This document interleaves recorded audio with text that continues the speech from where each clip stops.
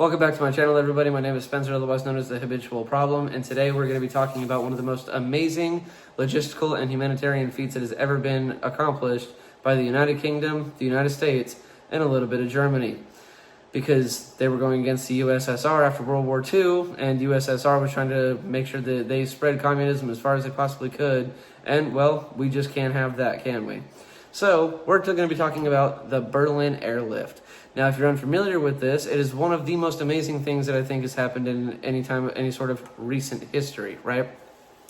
So, long story short, after World War II had ended, Germany was kind of split up between France and England and the United States and so on and so forth, but completely surrounding that area was the USSR, otherwise known as the communism of Russia. So, anyway, long story short, they had been working for 2 years, right, to try to come to some sort of agreement with the USSR as a way to not, starve and freeze out everybody that lived in Berlin, but they ended up taking East Berlin, and because they had ended up taking East Berlin, West Berlin was kind of separated, and the USSR was like, okay, that's fine, we'll go ahead and starve everybody out or freeze them to death. Now, of course, the UK and the United States were not cool with that, neither were the people that lived in West Berlin. So we were trying to figure out for 2 years a way to come to a peace agreement, and because that wasn't going to happen because, communism, they ended up, after 2 years, going, you know what, screw it, what do? We could either leave them, let them die, try to get them a bunch of material. What are we going to do? And of course, the United States and the UK were like, well, we're just going to go ahead and say screw it, and we're not going to leave Berlin, and we're going to figure this out. But you also have to keep in mind that during this time period, for them to be able to keep everybody in West Berlin alive and not freezing to death and not starving to death, they were going to have to fly in 4,000 tons of material, basically an entire Walmart and Sam's Club amount of food and things into West Berlin to try to keep them alive, right?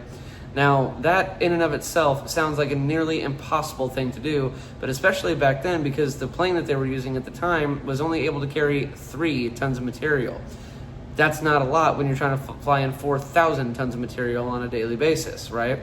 So, of course, the RAF, or the Royal Air Force, along with the United States Air Force, was trying to figure out a way to get all of this material in, but unfortunately, doing that ended up causing in-air collisions and accidents and things like that, and there was just basically no way for them to figure out how to get this done, because again, it is one of the biggest logistical and humanitarian feats that had pretty much ever been attempted at this point.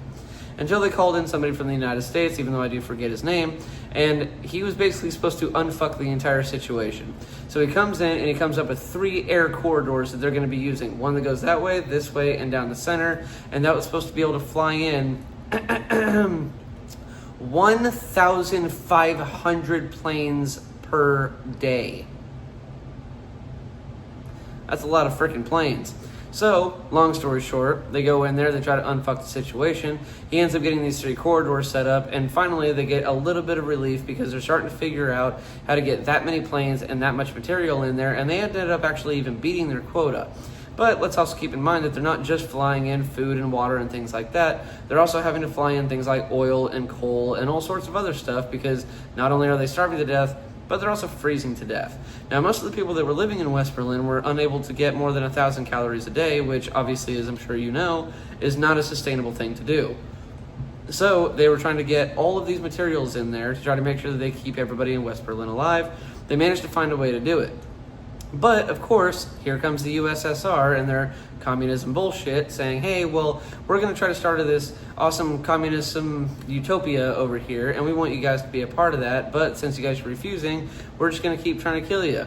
And when they figured out what the Americans and the British were doing, they were like, okay, well, we're going to start messing with your guys' planes. Bad fucking idea. Not because we were going to shoot them down, but because they knew that if they did that, they were going to start World War III, and then they were going to be at war with both of us, and since we just got out of World War II, that wasn't a good idea for them. But they started sending up their planes anyway, and they were basically just trying to disrupt air traffic and cause accidents and cause issues with trying to get the planes in there and things like that. But you also have to keep in mind that because the USSR was already in a really bad state, given the fact that they had just gotten out of a war, they didn't really have the materials, money, or people necessary to be able to pull this stuff off. So they didn't want to start World War III because that wouldn't go well for them, but they were also taking all of the funding that they were supposed to be using to try to make sure that they could keep their own people alive and keep their own people fed in East Berlin, and the rest of the USSR, right? They were taking that money and using it on jet fuel and planes and things like that to try to go up and mess up the American and the UK's way of trying to get all of this material into West Berlin. But let's also keep in mind that we knew that what was going to happen if they ended up messing up any of our planes. So it was basically we were trying to win and they were trying not to get their asses whooped. So that didn't end up working out for them. In fact, it actually had gotten so embarrassing for the USSR during this time period that we had planes that were flying over, thanks to one man who came from the United States, that were literally going through with handkerchief parachutes, dropping out little leaflets of chocolate bars, candy, to the people of West Berlin, basically just as a nice little flex to those pieces of shit in the USSR that were trying to kill and starve out and freeze out people in West Berlin. So they started dropping chocolate bars, and again, exceeding the fact that they were supposed to be getting 4,000 tons worth of material into the area. It ended up going fantastically. And because of that, it ended up going down in history as one of the most amazing humanitarian and logistical feats that has ever been done by any country in any situation. If you guys ever want to look up even more details about the situation, look up the names and everything that had happened. I promise you there was plenty of coverage and there's plenty of other people that have made videos about it, but I'm trying to keep my videos short. But for now, that's the information that I got for you guys. Feel free to look it up yourself. That was back when America was still doing the absolute most to just flex on other countries, and it ended up being a really funny story. Not because people were suffering, but because America, United Kingdom, and people in West Berlin all came together, even after just having fought in World War II, to keep people from dying because the USSR was a bunch of assholes. Anyway, until next time, thank you for being here. If you like the video, you like the content, you want to see more of it, feel free to like and subscribe. Hopefully I'll see you guys in the next one. Until then, much love, and I'll see you guys later.